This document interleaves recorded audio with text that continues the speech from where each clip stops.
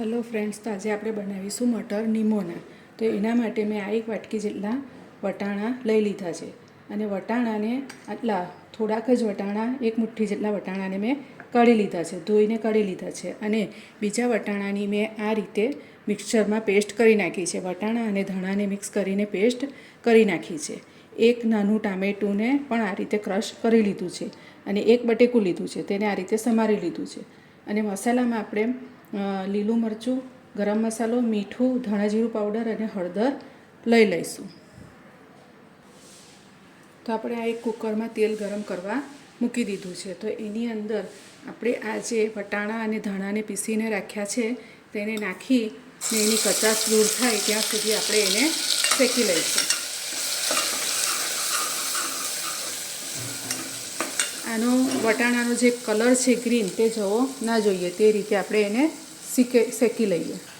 તો તમે જોઈ શકો છો ફ્રેન્ડ્સ કે આપણા વટાણાની પેસ્ટ સતળાઈ ગઈ છે, એમાંથી તેલ પણ છૂટું પડવા માંડ્યું છે. તો આ ટાઈમે આપણે એની અંદર ટામેટાની પેસ્ટ છે તે નાખી દઈશું.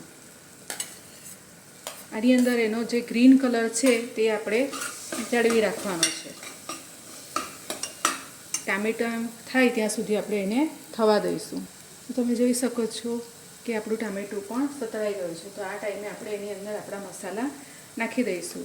તો મરચાંની પેસ્ટ, જરાક આદુ લસણની પેસ્ટ, ગરમ મસાલો, મીઠું, હળદર અને ધાણા જીરું નાખી દઈશું. આની અંદર આપણે લાલ મરચાંનો ઉપયોગ કરીશું નહીં. જો લાલ મરચાંનો ઉપયોગ કરશું તો એનો કલર જતો રહેશે, ગ્રીન કલર જળવાશે નહીં. એટલે આપણે આ લીલા મસાલાનો જ ઉપયોગ કર્યો છે. હવે જ્યાં સુધી આમાં તેલ છૂટું ના પડે ત્યાં સુધી એને થવા દઈશું. તો તમે જોઈ શકો છો ફ્રેન્ડ્સ કે આપણા મસાલા પણ સરસ સતળાઈ ગયા છે. તો આ ટાઈમે આપણે જે આ વટાણા રાખ્યા હતા તે નાખી દઈશું. તેની સાથે જ આ બટાકું પણ નાખી દઈશું. અને થોડું મેં જે આ વટાણા અને ધાણાને ક્રશ કર્યા હતા તે મિક્સર ધોઈને પાણી લઈ લીધું છે. તો પાણી થોડું રેડી દઈશું. આની ગ્રેવી તમે ઈચ્છો એ પ્રમાણે જાડી કે પતલી કરી શકો છો. નોર્મલી આની ગ્રેવી છે તે થોડી થીક જ આવે છે, બહુ પતલી હોતી નથી. તો આપણે પાણી રેડી દઈશું અને 2-3 સીટી વગાડી દઈશું. તો આની અંદર આપણે એક પિંચો નામની ખાંડ નાખીશું. આપણે એને સ્વીટ નથી કરવાનું, પણ આપણો ટેસ્ટ જે બેલેન્સ થાય એના માટે આપણે જરાક ખાંડ નાખી રહ્યા છે. તો કુકરને બંધ કરીને આપણે 2-3 સીટી વગાડી લઈશું.